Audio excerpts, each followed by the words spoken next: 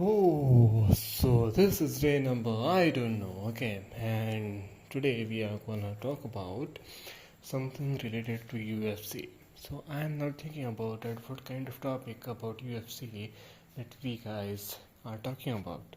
So now for today, I just got an idea that we should talk about the weight cut topic in the UFC because in every weight class the fighters suffer from the weight cut before their fight to gain the maximum advantage or to at least not have any disadvantage from their fight and from their opponent inside the octagon, because as you all know that inside the octagon, when your opponent is heavier than you, then you are at a disadvantage in that fight, and your opponent gets an like unfair advantage against you because his body weight is actually more than you even after playing in a certain weight category, since the weigh-ins happens like 24 hours before the fight.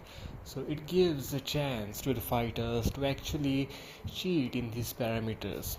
They may actually get fit inside the weight category just 24 hours before the fight by a silver weight cut, but after that, in these last 24 hours before the fight, the only job they have is to regain the weight they have lost in the weight cut phase.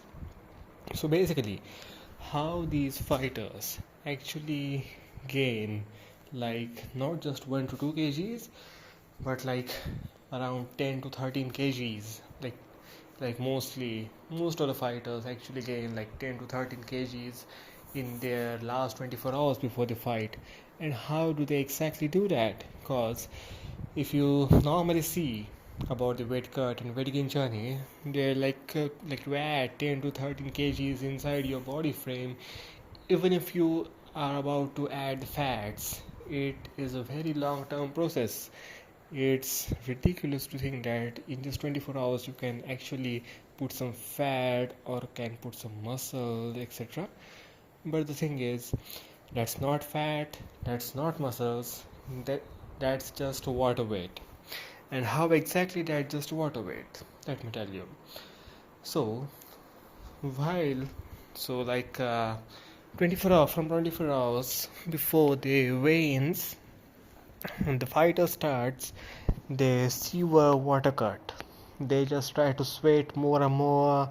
They like completely stop drinking water, and they try to remove every drop of water from their body by peeing, by sweating, by like doing high intensity cardio, and from that they start sweating a lot and all, and they like can completely stop drinking water in that phase in the last 24 hours. So in this whole process, they literally lost they literally lost like around 10 kgs in water, 10 kgs of water from their body, from their tissues, and even from their brain, and even from their organ.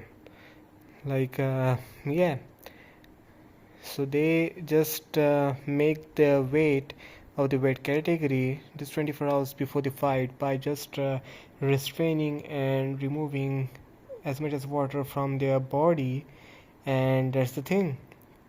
And after that, they clear the weight cut by clearing the weight limit of that division. But like in that last 24 hours before the fight, they just regain all the weight by incorporating all the carbohydrates in their body. And because they are like eating only carbohydrates, which literally helps you to hold more and more water. Like I have heard it somewhere that like 1 gram of carbohydrates help you to hold 9 grams of water inside your body. So basically you are helping your body to hold more and more water by just eating carbohydrates. And in that phase you have to completely avoid eating protein, Cause you may have heard that protein helps you to build muscles, protein helps you to give strength and all. But the thing is, just 24 hours before the fight, protein has no role in your body. But instead, after that severe weight cut, when you have to regain the water weight, when you want to regain the weight, basically, so at the time, protein actually can act negatively because the protein is very satiatory, which means that by eating high protein foods, your body may not feel like eating more food. So that's why you are told by the coaches to just eat high carbs food like pasta, like rice, and all that stuff. By eating high carbs food, your body will hold more water. You will eat more. You will be able to eat more, and the carbohydrates, your body converts carbohydrates into sugar, which basically means glucose, and which means instant energy.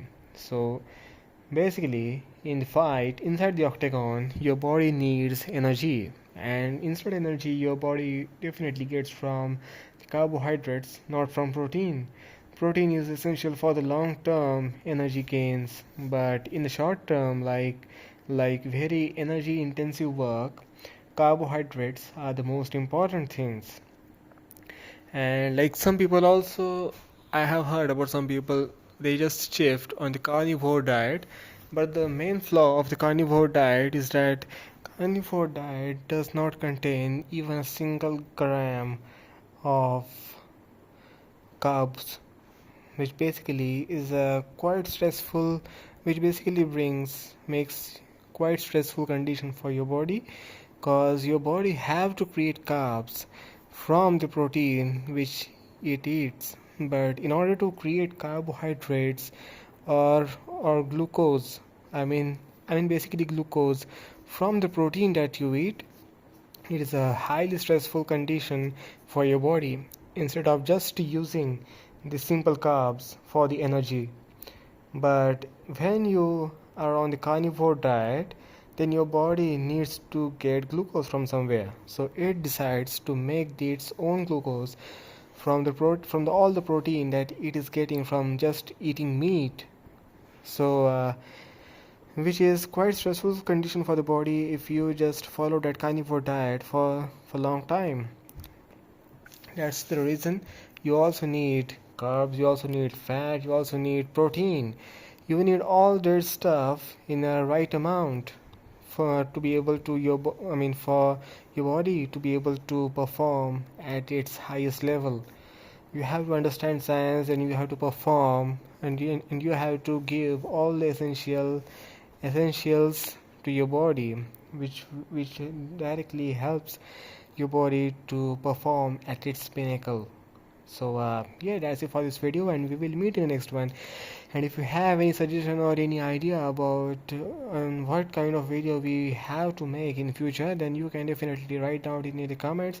I will definitely read it for you, and I will definitely make videos on that. Okay, so bye bye, let's meet tomorrow.